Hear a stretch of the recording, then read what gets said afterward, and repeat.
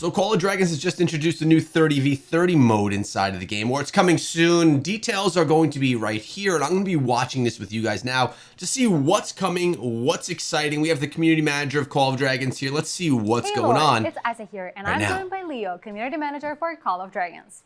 Today, we got some amazing updates to share with you, so get ready to dive into the latest additions into Mars. So All right. we've got a lot to unpack in this video.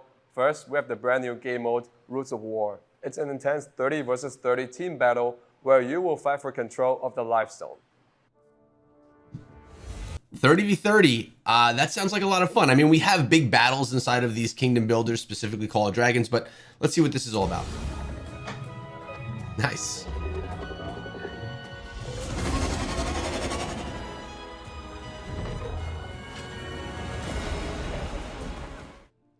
Roots of War takes place in a battlefield unlike anything you've seen before in Mars.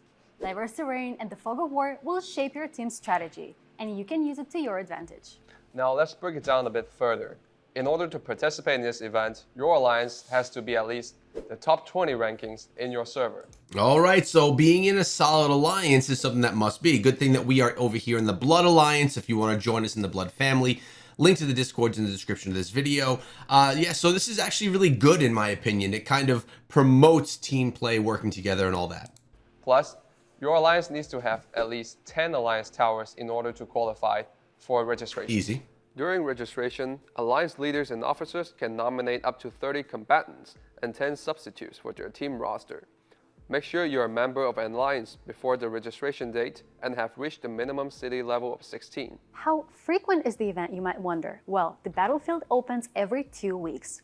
But remember that the event is going into its testing phase, and some adjustments and fine-tuning might occur in the future updates.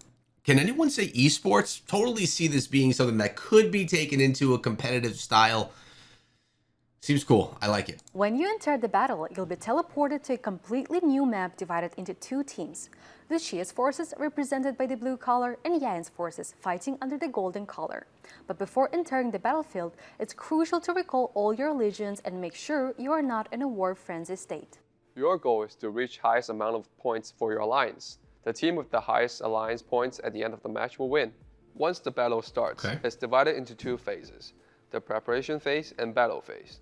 During the preparation phase, you will have 3 minutes to strategize and set alliance markers. This is where you lay the groundwork for victory. Remember that the combat rules remain the same as the main game. However, with the battle sync active, your hero and artifact levels are upgraded to their maximum level, and you can make changes to the hero talents. There are 5 presets available on the talent page.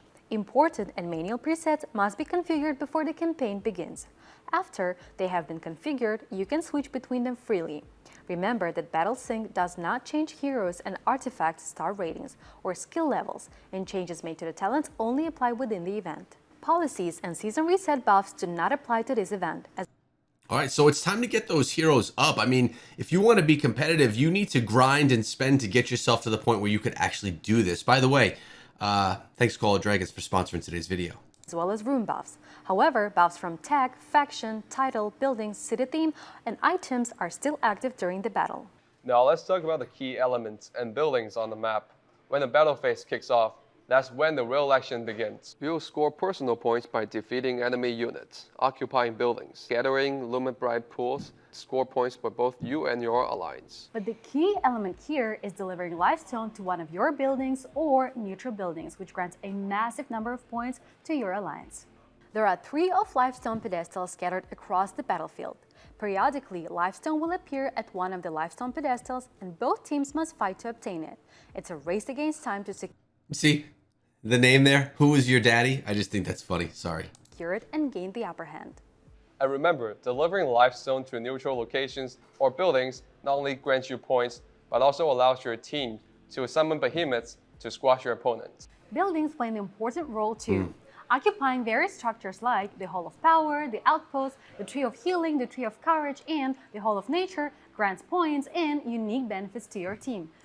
I hear in the background, they must be at their facility. I hear like very faint speaking in the background. I love this kind of stuff because, you know, into making video and stuff, I just think it's really funny. If you listen really closely, you could hear that. So choose your targets wisely. Golden and Bright pools. These pools are a vital resource for your team. Deploy your legions together from these pools and earn valuable points. Just remember, your legions must return to camp for the points to be added to your score. And don't overlook the Druid Hut. This is where your severely wounded units are being healed. You can also use elixir healing to heal your troops as well. The speed of elixir production is determined by the number of trees of healing your alliance occupies. So, ensure you have a strong presence and support your troops in their time of need. Love that. Rewards in this event are based on personal point scores and whether the team won or lost the match. Roots of War is all about strategy, coordination, and teamwork. Gather resources, capture buildings, deliver the life zone. Take advantage of these and you will succeed. Love it. So far, this is pretty awesome. On top of that, the new event Celestial Battlegrounds is coming to Call of Dragons. So challengers must deploy legions to defeat all enemies across 10 stages with increasing difficulty. When is that, you might wonder? Well, you can check it through the event calendar. That's right. As you requested, we are putting in an event calendar in this update, so you can plan your gaming schedule accordingly. It's awesome. Content Creator Program. And here's a special call to our talented and creative players. If you want to join the ranks of our official Call of Dragons content creators and get exclusive benefits, make sure to check out the Content Creator Zone website. I'm there, guys. Come on through. And apply to become an official content creator. As a content creator, you'll have the opportunity to be featured on our platforms, getting access to a creator Discord channel, exclusive sneak peeks and update previews, and monetary compensation. So make sure to check it out in the link below. Alliance leaders and officers can now share Alliance recruitment information to the chat. Once you've polished up your Alliance recruitment information, you can share it with these across different channels, which means other players have more opportunities to learn about your Alliance and join your ranks. We've also introduced Alliance logs. These will provide valuable information about major events, membership changes, and battles. It's a great way to keep track of your Alliance progress and stay updated on all the important happenings. If an Alliance member has been offline for more than 3 days, leaders and officers will receive a notice through the in-game mail.